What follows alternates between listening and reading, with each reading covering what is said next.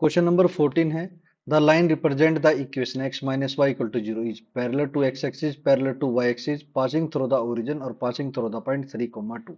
ठीक है, जो इक्वेशन है अगर आपको पता ओरिजिन ओरिजिन में पॉइंट कौन सा होता है 0,0 और ये आपकी equation x minus y equal to zero.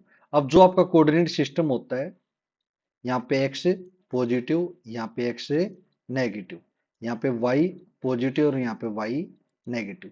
जो भी line parallel to x axis, first point parallel to x axis के पैरेलल होगी तो ये पॉइंट होगा। ठीक है, इसमें सिर्फ y की वैल्यू क्या होती है, कोई भी नेगेटिव वैल्यू आ जाएगी। जैसे -3 आ गया, अगर ये -3 पॉइंट है तो जो आपकी पैरेलल टू एक्स एक्सिस में x वेरिएबल एग्जिस्ट ही नहीं करता, लेकिन इसमें x वेरिएबल एग्जिस्ट कर रहा है तो x minus y equal to zero. तो ए ऑप्शन आपका नहीं है, ये पैरेलल टू एक्स एक्सिस नहीं है।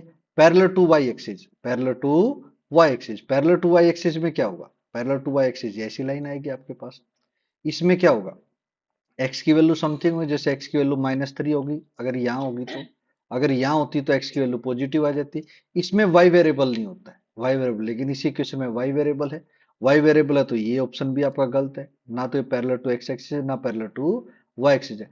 पासिंग थ्रू द ओरिजिन, अब ओरिजिन में क्या चाहिए 0,0, तो इसी इक्वेशन में वैल्यू पुट करेंगे x minus y equal to zero. Clear है, तो x की वैल्यू कितनी आ गई y, बिल्कुल ठीक है, x और y के क्या होना चाहिए, इक्वल होना चाहिए। वो इसमें सेटिस्फाई करता है सी ऑप्शन में। डी में आप देखोगे 3,2 क्या आ गया 3,2, क्या 3 x की वैल्यू 3 पुट करे y के, क्या 3 2 के इक्वल है, बिल्कुल नहीं है, तो ये भी इक्वल नहीं है।